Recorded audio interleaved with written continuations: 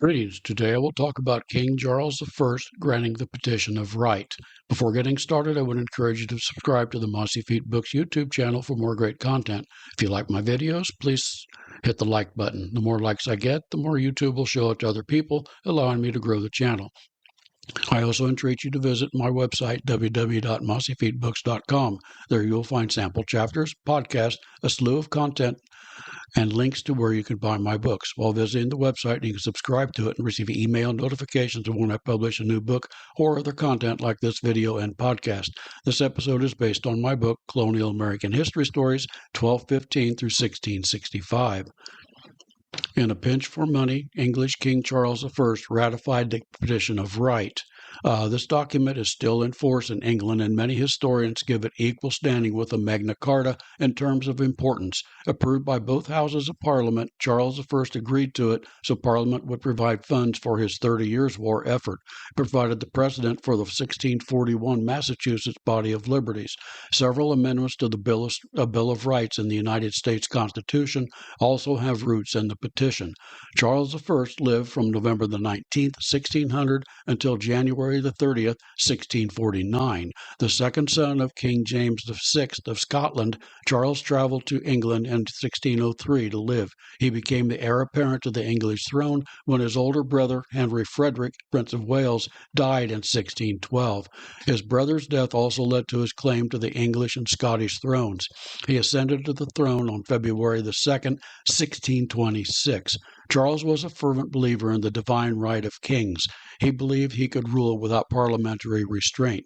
This belief led to conflicts with Parliament that eventually led to the English Civil War and his execution in 1649. His signing of the Petition of Right was a chapter in that tumultuous story. It was his behavior during this period of the early portion of his reign that led to the Petition of Right. The 30 Years' War was a series of European wars that began as a religious conflict within the Holy Roman Empire. It soon engulfed most of the major powers of Europe. The conflict devastated entire regions, including inflicting famine and destruction on millions of people.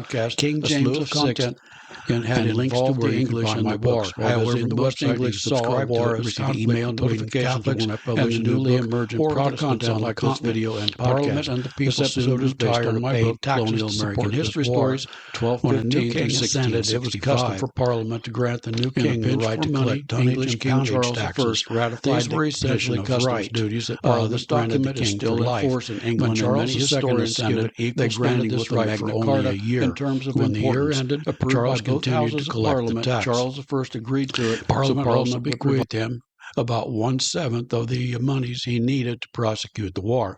Incensed, Charles dissolved the Parliament.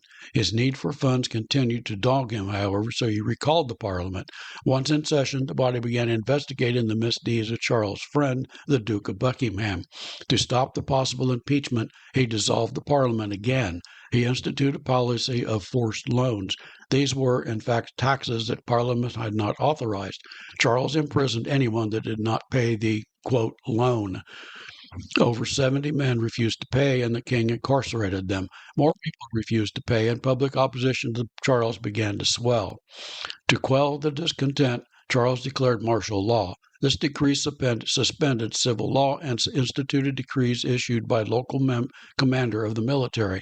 Many of these commanders forced civilian population to provide quarters for military personnel. Financially squeezed, the king recalled Parliament on March the 27th, 1628. Parliamentary debate almost immediately commenced on the behavior of the king. The House of Commons passed a series of 4 resolutions. These dealt with illegal taxation and imprisonment. Another stated that people could not be imprisoned without charges. That actually is the charge of habeas corpus that we have now. The House of Commons passed it unanimously.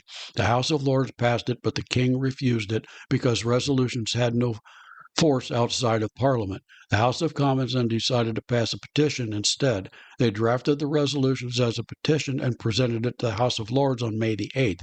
The Lords passed it after softening the language and amending it on May the 12th.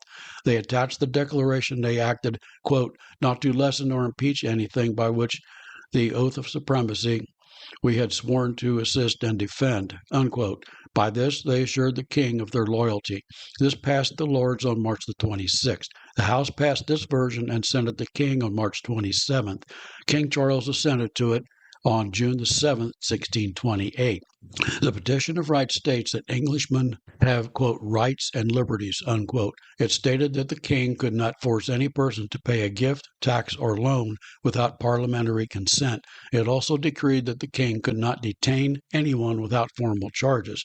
Another provision charged that the king could force no one to provide quarters to a soldier or a sailor. It also limited the use of martial law.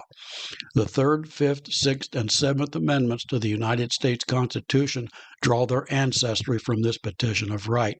One early governing document, the 1641 Massachusetts Body of Liberty, also draws on many of its tenets. This episode is based on my book, Colonial American History Stories, 1215 through 1664, available on the website www.mossyfeetbooks.com. The book is the first book in the 6-volume timeline of the United States History series. Discover some of the famous and as well as some of the almost forgotten stories in America. The story begins with the signing of the Magna Carta in 1215 and the beginnings of the concept of limited government, and ends for now with the beginning of the American Revolution in 1775. The articles in the book have much more detail as well as articles not included in this podcast series. I hope you enjoyed this podcast, and thank you for listening.